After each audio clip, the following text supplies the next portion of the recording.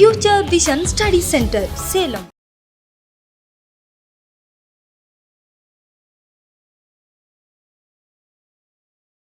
எங்களோட வீடியோஸ் உங்களுக்கு பிடிச்சிருந்தா லைக் பண்ணுங்கள், ஷேர் பண்ணுங்கள், கமெண்ட் பண்ணுங்கள்.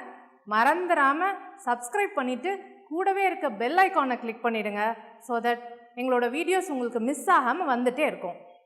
ஸோ இன்றைக்கி நம்ம என்ன டாபிக் பார்க்க போகிறோம் அப்படின்னு பார்த்தீங்கன்னா லாகரிதம், அதாவது தமிழில் மடக்கை அப்படின்னு நம்ம சொல்லுவோம்.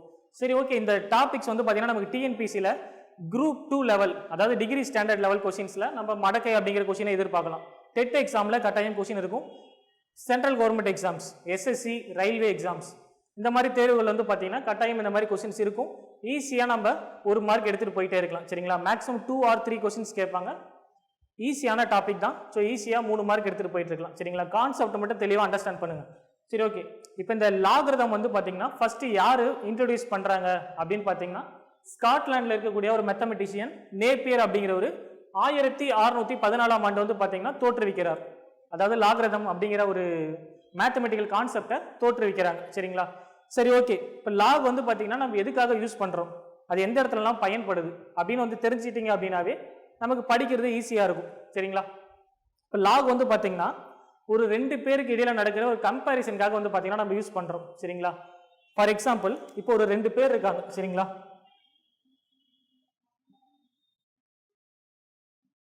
ஸோ இப்போ இந்த 2 பேரில் வந்து பார்த்தீங்கன்னா ஏபி அப்படின்னு எடுத்துக்கிறேன். ஸோ இப்போ இந்த 2 பேரில் யார் வந்து பார்த்தீங்கன்னா உருவ அளவில் பெரியதாக இருக்காங்க அப்படின்னு கேட்டால் டக்குன்னு என்ன சொல்லுவோம்? பி தான் வந்து பார்த்தீங்கன்னா உருவ அளவில் பெரியதாக இருக்காங்க, ஏ வந்து சின்னதாக இருக்காரு அப்படின்னு நான் சொல்லிட முடியும். சரிங்களா? இப்போ இதே கவனிங்க. இப்போ நிலவு இருக்குது, பூமி இங்கே இருக்குது. ஸோ பூமியிலிருந்து நிலவுக்கு வந்து நான் ஒரு செயற்கைக்கோள், அதாவது ராக்கெட் மூலியமா செயற்கைக்கோளை லான்ச் பண்ணுறேன். சரிங்களா? ஸோ அப்போ இங்கே பூமியிலேருந்து நிலவுக்கு நான் எவ்வளோ தூரம் இருக்குது அப்படின்னு கால்குலேட் பண்ணி நான் இந்த மாதிரி ஒரு கிராஃபில் ட்ரா பண்ணணும். சரிங்களா? ஸோ அப்படி ட்ரா பண்ணுறதுக்கு தான் வந்து பார்த்தீங்கன்னா இந்த லாக் டேபிள் நம்ம யூஸ் பண்ணுறோம். எதுக்கு யூஸ் பண்ணுறோம்? அதுக்கப்புறம் நெக்ஸ்ட் பார்த்தீங்கன்னா நிலநடுக்கம் கேள்விப்பட்டிருக்கீங்களா? ஸோ நிலநடுக்கம் பார்த்து பார்த்தீங்கன்னா ஒரு 7.6 ரிக்டர் அளவு வந்து பார்த்தீங்கன்னா பதிவாயிருக்கு, 5.6 வந்து பதிவாயிருக்கு அப்படின்னு நம்ம பார்த்துருப்போம். இப்போ 5.6 இங்கே இருக்குது, 7.6 இங்கே இருக்குது. ஸோ நடுவில் பார்த்தீங்கன்னா ஒரு 1-2 தான் நமக்கு வந்து பார்த்தீங்கன்னா கம்மியாக இருக்குது அப்படின்னு சொல்லுவோம். ஸோ 1-2 கம்மியாக இருக்கிறது வந்து பார்த்தீங்கன்னா ஒரு 32,000 மடங்கு அதிகமான பாதிப்பை ஏற்படுத்தி கொடுக்கும். நீங்கள் நியூஸ் பேப்பரில் படிச்சிருந்துருப்பீங்க. இப்போ 5 ஹெக்டார்ஸ் அப்படின்னா ஒரு 500 பேர் இறந்துட்டாங்க அப்படின்னு சொல்கிற இடத்துல இதே ஒரு 7.6, 7.8 அப்படின்னு வந்துச்சு அப்படின்னா அங்கே அழிவுகள் கொஞ்சம் அதிகமாக இருக்கும். ஒரு 20,000 பேர், 30,000 பேர் இறக்குற அளவுக்கு நமக்கு பாதிப்பு ஏற்பட்டிருக்கும். சரியா? இப்போ கவனிங்க, இதுக்கு இன்னொரு எக்ஸாம்பிள் சொல்கிறேன், உங்களுக்கு லாக் வந்து ஈஸியாக புரிஞ்சிடும். சரிங்களா? இப்போ ஏ, பி அப்படின்னு ஒரு 2 கண்ட்ரி இருக்குது. சரிங்களா? ஸோ ஏன்னு ஒரு கண்ட்ரி இருக்குது, பின்னு ஒரு கண்ட்ரி இருக்குது, அதாவது 2 நாடுகள். ஸோ ஏ அப்படிங்கிற நாட்டில் வந்து பார்த்தீங்கன்னா ஒரு கோடி பேர் இருக்காங்க. பி அப்படிங்கிற கண்ட்ரியில், அதாவது அந்த நாட்டில் 1000 பேர் இருக்காங்க. இப்போ நீங்கள் செக் பண்ணி பாருங்கள், இது 2 நான் கிராஃபில் வந்து நான் ட்ரா பண்ணணும். ஸோ பி அப்படிங்கிறது 1000 இந்த இடத்துல நோட் பண்ணிடுவேன். ஏ அப்படிங்கிறது 1 கோடி இருக்குது. ஸோ 1 கோடி அப்படின்னு என்ன பண்ணுவோம்? கிராஃப் இங்கே 4000 முடிஞ்சிருச்சு. அடுத்து 5000, 6000, 1 லட்சம், 10 லட்சம், அதுக்கப்புறம் தான் 100 லட்சம். ஸோ இப்போ இங்கே 1000 இருக்குது, அங்கே எவ்வளோ இருக்குது? 1 கோடிக்கு போகணும். ஸோ அப்போ 99 லட்சம் மடங்குக்கு மேலே நம்ம கிராஃபை யூஸ் பண்ணணும். சரிங்களா? அப்படி போட்டால் தான் கிராஃபில் ட்ரா பண்ண முடியும். அப்படி நம்மளால் போடவும் முடியாது கிராஃபில். சரிங்களா? ஸோ அதுக்கு தான் லாக் டேபிள் யூஸ் பண்ணுறாங்க. ஸோ இப்போ இந்த வேல்யூ எப்படி எழுதலாம்? ஏவோட வேல்யூவை 1 கோடி எப்படி எழுதலாம்னு பார்த்தீங்கன்னா 10⁻7 அப்படின்னு எழுதலாம்.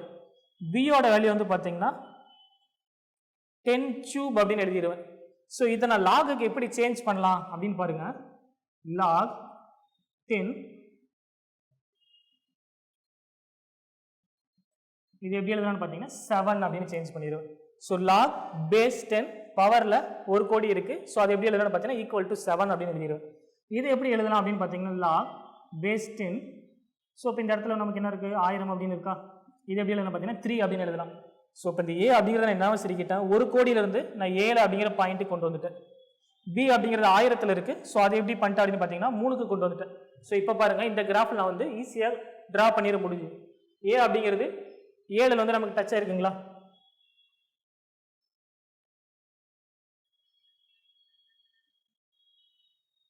ஸோ ஏ வந்து இந்த இடத்துல நமக்கு டச் ஆயிருக்கு.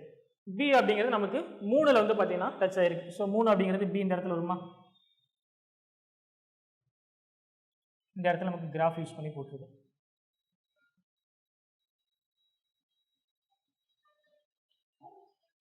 புரிஞ்சிருச்சுங்களா? ஸோ இந்த கிராஃபில் நம்ம நார்மலான இருக்கிற மெத்தடில் கிராஃப் நம்மளால் ட்ரா பண்ண முடியல, வேல்யூ நம்மளால் ஃபைண்ட் பண்ண முடியல, கம்பேரிசனும் பண்ண முடியல.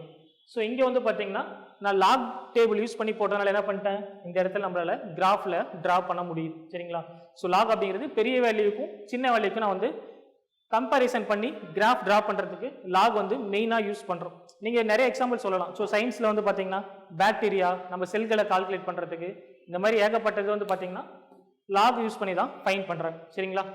ஓகே, இப்போ நெக்ஸ்ட்டு ப்ராப்ளம் பார்க்கலாம். நெக்ஸ்ட்டு ப்ராப்ளம் பாருங்கள். a power X equal to n. So இது என்ன சொல்லுவோம் அப்படின்னு பார்த்தீங்கன்னா எக்ஸ்போனன்ஷியல் ஃபார்ம் ஆர் இண்டெக்ஸ் அப்படின்னு சொல்லுவோம், அதாவது சுட்டி வடிவம் அப்படின்னு தமிழில் சொல்லுவோம். செகண்ட் பார்த்தீங்கன்னா X equal to log a power n. இது வந்து பார்த்தீங்கன்னா மடக்கை வடிவம் அப்படின்னு சொல்லுவோம், அதாவது லாகரிதமிக் ஃபார்ம் அப்படின்னு சொல்லுவோம். உங்களுக்கே தெரியும் ஆக்சுவலாக. இந்த கொஷின் பாருங்க, இப்போ சுட்டி வடிவமில் கொடுத்துட்டு அதை மடக்கை வடிவத்துக்கு சேஞ்ச் பண்ணுங்க அப்படின்னு கொஷின் கேட்பாங்க. சரிங்களா? எல்லா எக்ஸாம்லையுமே கேட்பாங்க. டெட் டிஎன்பிசிலேயே வந்து பார்த்தீங்கன்னா குரூப் 2 லெவலில் கேட்பாங்க. எஸ்எஸ்சி எக்ஸாம்ஸ் நல்லா பார்த்து வச்சுங்க. சரிங்களா? 2 பவர் 4 ஈக்குவல் டு 16. இது நமக்கு ஆக்சுவலாக நல்லாவே தெரியும். 2 இன்ட்டு 2 இன்ட்டு 2 இன்ட்டு 2. ஸோ எல்லாமே நம்ம மல்டிபிள் பண்ணும்போது ஆன்சர் 16 கிடைக்கும். இந்த நார்மலான ஃபார்ம், அதாவது எக்ஸ்போனன்ஷியல் ஃபார்மை நம்ம என்னவா சேஞ்ச் பண்ணணும், மடக்கை வடிவமாக சேஞ்ச் பண்ணணும், அதாவது லாகரிதமிக் ஃபார்மாக சேஞ்ச் பண்ணணும். ஓகேவா? இதை கவனிங்க. இது எப்படி எழுதலான்னு பாருங்க. இந்த இடத்துல a power X equal to என்ன எப்படி நான் வந்து பார்த்தீங்கன்னா லாகரிதமிக் அப்படி ஃபார்மாக சேஞ்ச் பண்ணியிருக்கேன்னா X equal to log base a to the power n. சரிங்களா? இதை கவனிங்க. இது அப்படியே நான் சேஞ்ச் பண்ணுறேன், ஒன்றுமே பண்ண தேவையில்லை. கவனிங்க, லாக் இந்த பேஸ் இருக்குல்ல 2, ஸோ பேஸ் வந்து ஆக்சுவலாக நான் அப்படியே போட்டுருவேன். அடுத்து நெக்ஸ்ட்டு என்ன பண்ணுறீங்க அப்படின்னு பார்த்தீங்கன்னா இந்த 16 லெஃப்ட் ஹேண்ட் சைடு சேஞ்ச் பண்ணுறேன். இந்த 2 பவரில் 4 வந்து பார்த்தீங்கன்னா ரைட் ஹேண்ட் சைடு அந்த இடத்துல சேஞ்ச் பண்ணிக்கிறேன். அவ்வளோதாங்க. ஸோ இப்போ இங்கே வந்து பார்த்தீங்கன்னா log base 2 to the power 16 எப்படி எழுதலாம்னா 4 அப்படின்னு எழுதலாம். சரிங்களா? அதாவது 4 வந்து பார்த்தீங்கன்னா இந்த சைடு நான் யூஸ் பண்ணிப்பேன், 16 வந்து பார்த்தீங்கன்னா இந்த பவருக்கு வந்து இங்கே வந்துடும். ரெண்டையும் பிளேஸ் வந்து இன்டர்சேஞ்ச் பண்ணணும், பேஸ் வந்து அப்படியே தான் போடும். சரிங்களா? அவ்வளோதான். இப்போ அடுத்த கொஸ்டின் பாருங்கள், உங்களுக்கு ஈஸியாக புரியும்.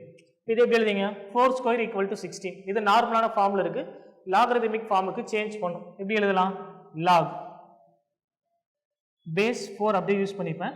இந்த 2வும் 16 மட்டும் என்ன பண்ணும், பிளேஸ் இன்டர்சேஞ்ச் பண்ணும். 16 ஈக்குவல் டு 2.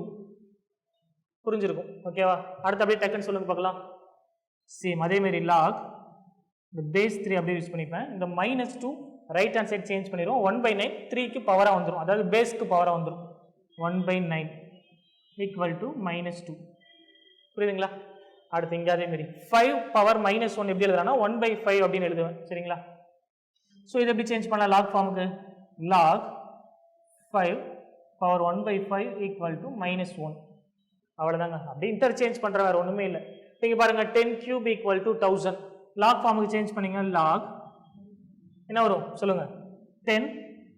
இந்த 1000 வந்து பார்த்தீங்கன்னா 10 டு த பவரில் வந்துடும். 3 ரைட் ஹேண்ட் சைட் சேஞ்ச். இப்போ புரியுதுங்களா? ஸோ இந்த நார்மலாக இருக்கிற வேல்யூக்கும் லாக் வேல்யூ நமக்கு தெரியுதா? ஸோ இப்போ லாக் 10 டு த பவர் 1000 கூட வந்து பார்த்தீங்கன்னா 3 அப்படின்னு நம்மளால சேஞ்ச் பண்ணி எழுத முடியும். ஸோ அப்போ 3 அப்படிங்கிறது நம்ம மேக்ஸிமைஸாக இருக்கிறத நமக்கு தகுந்த மாதிரி மினிமைஸ் பண்ணி வச்சிருக்கு. சரிங்களா? புரிஞ்சிருக்கும். ஸோ அப்போ சுட்டி வடிவத்தில் இருக்கிறத நான் மடக்கை வடிவத்துக்கு மாற்றி எழுதியிருக்கேன். சரிங்களா? இதே வேற கொஸ்டின்ஸ் எப்படி கேட்பாங்க அப்படின்னு பார்த்தீங்கன்னா இந்த மடக்கை வடிவத்தை கொடுத்துட்டு சுட்டி வடிவத்துக்கு சேஞ்ச் பண்ணி எழுத சொல்லுவாங்க. சரிங்களா? ஸோ அது நெக்ஸ்ட் ப்ராப்ளம் பார்க்கலாம். நெக்ஸ்ட் ப்ராப்ளம் பாருங்க. மடக்கை வடிவமாக நம்ம வந்து பார்த்தீங்கன்னா கொஸ்டினில் கொடுத்துருக்காங்க, அதை நம்ம என்ன சேஞ்ச் பண்ணோம், சுட்டி வடிவமாக சேஞ்ச் பண்ணோம். ஃபர்ஸ்ட் என்ன பார்த்துருப்போம், சுட்டி வடிவம்லேருந்து மடக்கை வடிவம் பார்த்துருப்போம். இப்போ இங்கே பார்த்தீங்கன்னா மடக்கையிலேருந்து சுட்டி வடிவத்துக்கு சேஞ்ச் பண்ணும். ஸோ ஃபஸ்ட்டு இதுதான் வந்து பார்த்தீங்கன்னா இந்த ரெண்டுக்கான base. a power X equal to என்ன அப்படிங்கிறது இண்டெக்ஸ் ஃபார்ம், அதாவது எக்ஸ்போனன்ஷியல் ஃபார்ம் சுட்டி வடிவம்.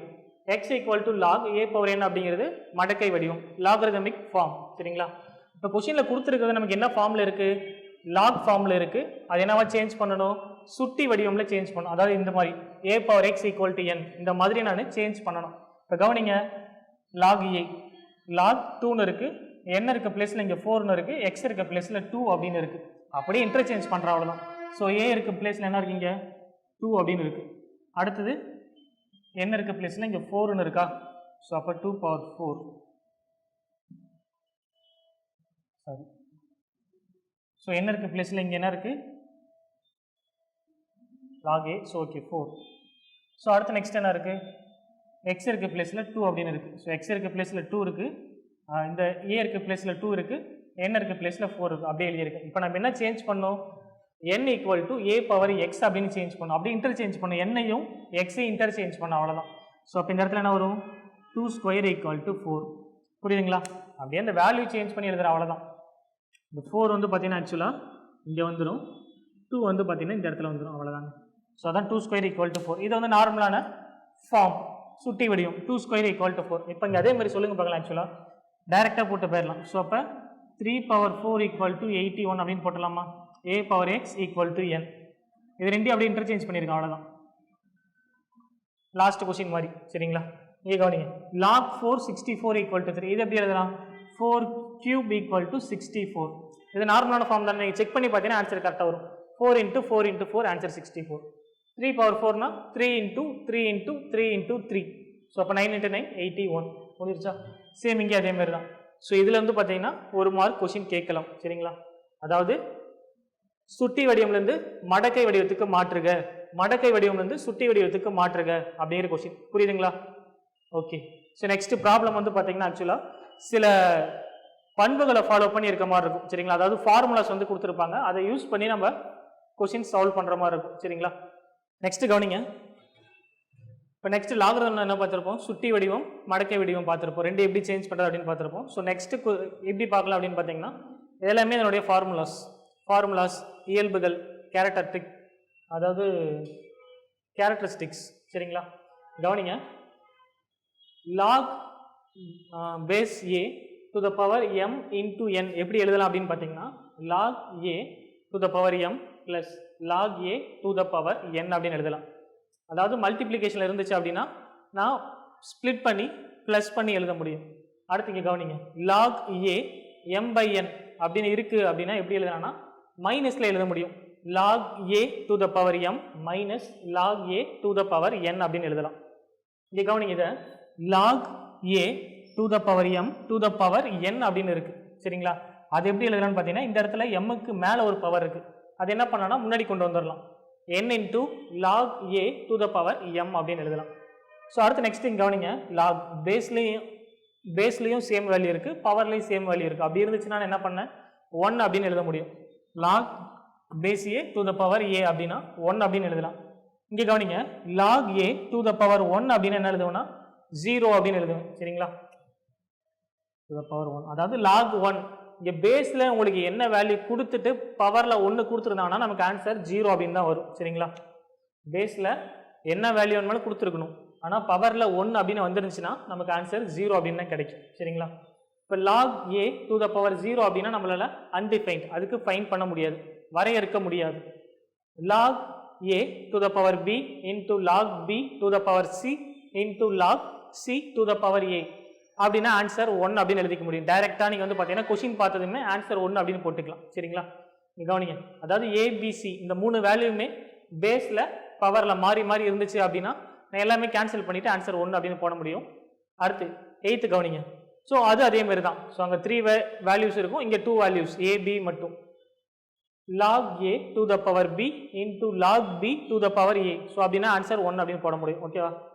ஸோ அடுத்து நெக்ஸ்ட் 9th கவனிங்க, b into log base b to the power a. அது எப்படி எழுதலாம்னு பார்த்தீங்கன்னா a அப்படின்னு எழுத முடியும்.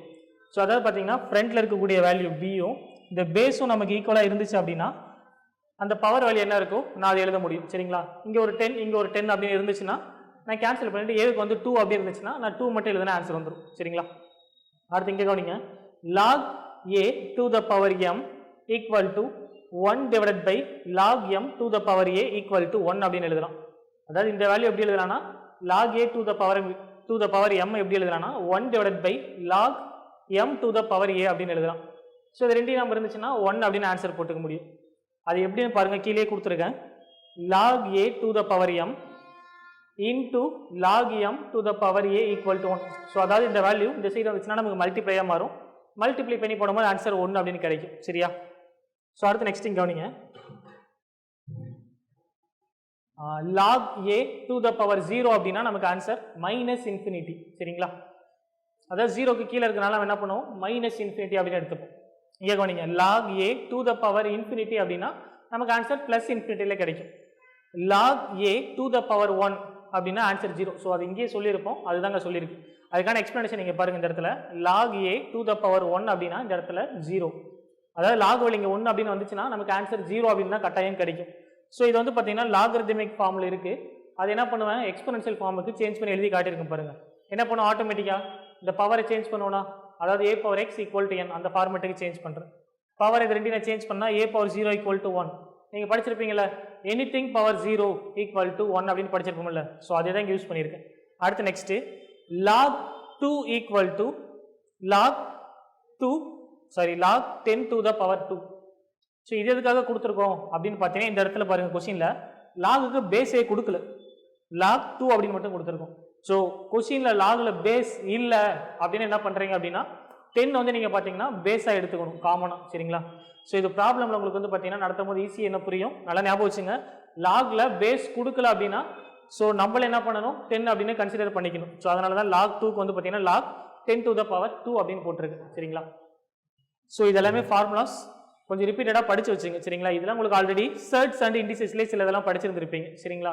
இந்த first formula, second formula, so இந்த மாதிரி ஃபார்முலாவில் நீங்கள் படிச்சிருந்துருப்பீங்க.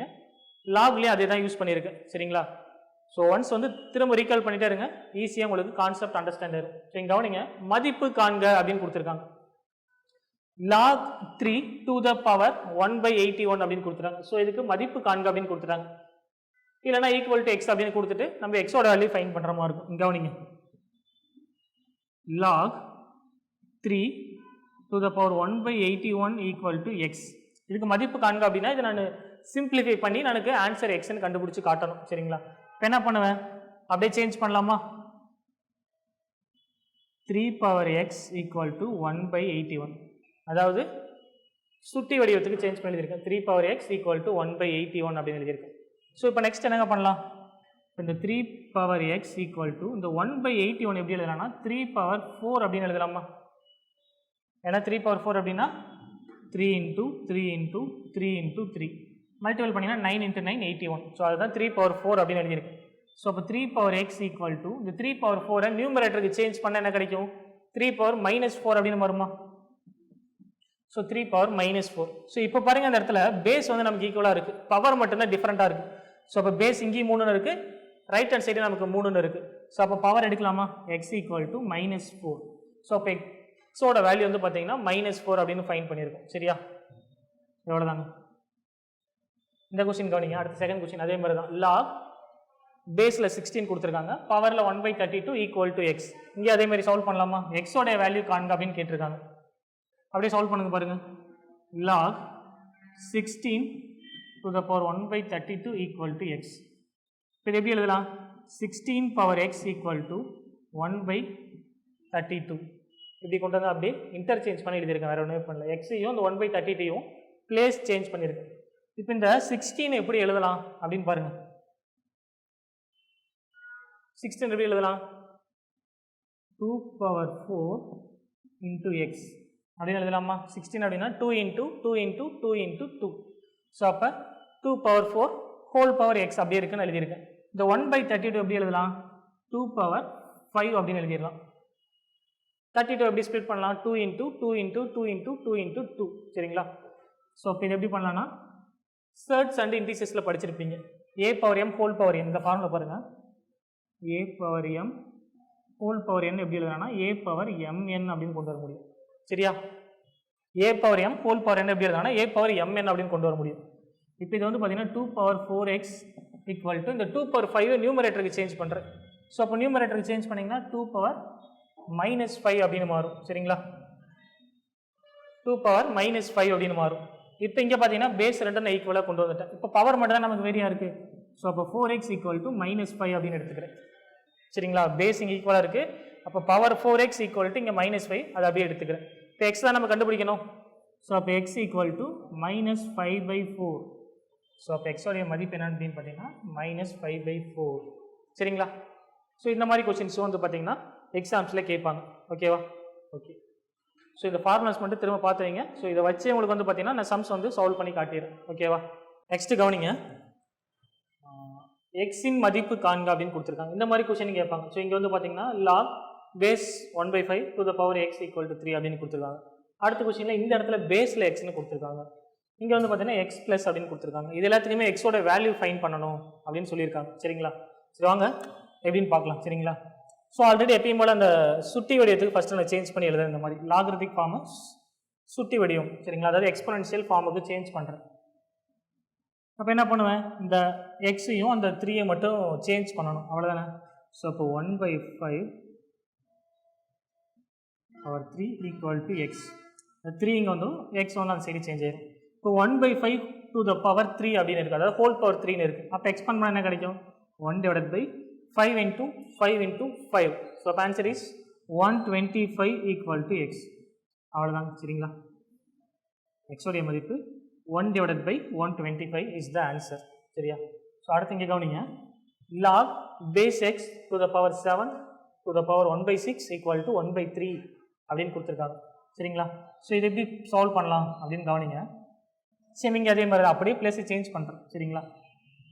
X 1/3 equal to 7 power 1/6. அதாவது இந்த 1/3ஐ இந்த சைட் சேஞ்ச் பண்ணிக்கிறேன், 7 to the power 1/6 ஃபுல்லாக அப்படியே அந்த இடத்துல சேஞ்ச் பண்ணிக்கிறேன். சரியா? ஸோ இப்போ இந்த எக்ஸ் பவர் 1/3 அப்படியே வச்சுக்கிறேன். இப்போ இந்த 7 to the power 1/6 எப்படி எழுதலாம் அப்படின்னு இங்கே கவனிங்க. 7 to the power 1/2 to the power 1/3 அப்படின்னு எழுதலாம். ஸோ லாஸ்ட் கொஸ்டின்லேயே வந்து ஃபார்முலா சொன்னோன்னா a power m whole power n எப்படி எழுதலாம், a power m into n. So இங்கே நமக்கு பார்த்தீங்கன்னா a பவர் mn அப்படின்னு இருக்குது, அது எப்படி சேஞ்ச் பண்ணிட்டேன்னா a power m to the power n அப்படின்னு சேஞ்ச் பண்ணிட்டேன். 1/6 1/2 into 1/3 அப்படின்னு நம்மளால ஸ்ப்ளிட் பண்ண முடியும். சரிங்களா? அதை தான் யூஸ் பண்ணியிருக்கேன், வேறு எதுவுமே சேஞ்ச் பண்ணல. இப்போ இங்கே கவனிங்க, இந்த இடத்துல வந்து பார்த்தீங்கன்னா ஆக்சுவலாக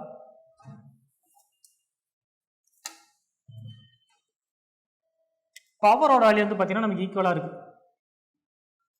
எக்ஸ் டு த பவர் 1/3, அங்கே 7 to the power 1/2 whole power 1/3ன்னு இருக்குது. ஸோ பவர் வந்து பார்த்தீங்கன்னா நமக்கு சேமாக இருக்குது, பேஸ் மட்டும் தான் டிஃப்ரெண்ட்டாக இருக்குது. ஸோ அப்போ பேஸ் மட்டும் எடுத்து ஈக்குவேட் பண்ணுறேன். x equal to 7 power 1/2. So இப்போ இந்த 7 பவர் 1/2 எப்படி நம்ம எழுதலாம், ஆக்சுவலாக ரூட் எக்ஸ் அப்படின்னு எழுதலாமா. ஸோ இதுதான் ஆன்சர். எக்ஸோடைய மதிப்பு வந்து பார்த்தீங்கன்னா √7 இஸ் த ஆன்சர். புரியுதா? சரி, ஓகே. நெக்ஸ்ட் கவனிங்க, இந்த problem x plus 2 into log base 27 to the power 9 equal to 0. So இதை எப்படி நம்ம சால்வ் பண்ணலாம் அப்படின்னு பாருங்கள். ஸோ எக்ஸோட வேல்யூ லெஃப்ட் ஹேண்ட் சைடு அப்படியே வச்சுக்கிறேன், இந்த ரிமைனிங் வேல்யூவை ரைட் ஹேண்ட் சைடு நான் சேஞ்ச் பண்ணிக்கிறேன். ஸோ அப்போ ப்ளஸ்ஸாக இருக்கிறது ரைட் ஹேண்ட் சைடு சேஞ்ச் ஆகும்போது மைனஸாக சேஞ்ச் ஆகும். -2 log 27 to the power 9. So இப்போ கவனிங்க, ஸோ இதுக்கு தான் வந்து பார்த்தீங்கன்னா இந்த ரூல் யூஸ் பண்ணி எழுதியிருப்பேன் ஆக்சுவலாக. சரிங்களா? ஸோ இப்போ இந்த இடத்துல வந்து பார்த்தீங்கன்னா தேர்ட் ரூல் யூஸ் பண்ணி எழுதியிருக்கேன். -2 log 27 to the power 9. நீ செக் பண்ணி பாருங்கள், n into log a to the power m. அது எப்படி எழுதலான்னு பார்த்தீங்கன்னா log a to the power m to the power n அப்படின்னு எழுதிக்கலாம். ஸோ அதான் பார்த்தீங்கன்னா ரூல் 3 இந்த இடத்துல யூஸ் பண்ணியிருக்கேன். அது எப்படி எழுதலான்னு பார்த்தீங்கன்னா x ஈக்குவல் டு இந்த -2வை இந்த 9 பவருக்கு கொண்டு போயிடுவேன். ஸோ அதாவது லெஃப்ட் ஹேண்ட் சைடு பாருங்கள், log a to the power m to the power n அப்படின்னு இருக்கும். ஸோ அப்போ log 27 9 power -2. ஸோ இப்போ நார்மலான டைம் தான், இங்கே செகண்ட் கொஸ்டினில் பார்த்த மாதிரியே தான்.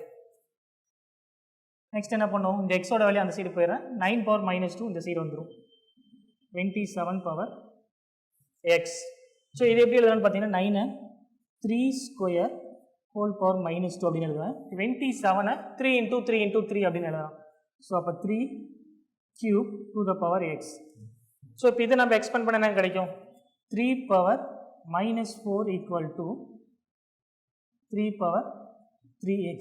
ஸோ இப்போ இந்த இடத்துல நல்லா கவனிங்க, நமக்கு பேஸ் 2 ஈக்குவலாக வந்துருச்சு, இங்கேயும் 3 இருக்குது இங்கேயும் 3 இருக்குது, பவர் மட்டும் தான் நமக்கு டிஃப்ரெண்ட்டாக இருக்குது. ஸோ அதை எப்படி எழுதலான்னு பாருங்கள், இந்த இடத்துல 3x equal to -4, 3x equal to -4 அப்படின்னு எழுதிட்டேன். ஏன்னா பேஸ் வந்து ஈக்குவலாக இருக்குது. ஸோ அப்போ பவர் மட்டும் நான் ஈக்குவேட் பண்ணுறேன், 3x ஈக்குவல் டு -4 அப்படின்னு.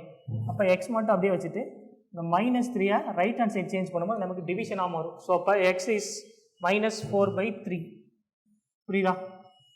சிம்பிளான கொஷின். இந்த மாதிரி கொஷின் நமக்கு வந்து பார்த்தீங்கன்னா எக்ஸாம்ஸில் கேட்பாங்க. ஓகேவா? ஓகே, நெக்ஸ்ட்டு அடுத்த கொஷின் பார்க்கலாம். எங்களோட வீடியோஸ் உங்களுக்கு பிடிச்சிருந்தா லைக் பண்ணுங்கள், ஷேர் பண்ணுங்கள், கமெண்ட் பண்ணுங்கள். மறந்துடாமல் சப்ஸ்கிரைப் பண்ணிவிட்டு கூடவே இருக்க பெல் ஐக்கானை கிளிக் பண்ணிவிடுங்க. ஸோ தட் எங்களோட வீடியோஸ் உங்களுக்கு மிஸ் ஆகாமல் வந்துட்டே இருக்கும். Future Vision Study Center, SKS Hospital Road, opposite to Hotel Lakshmi Prakash, near New Bus Stand, Salem. Cell 90420 30163.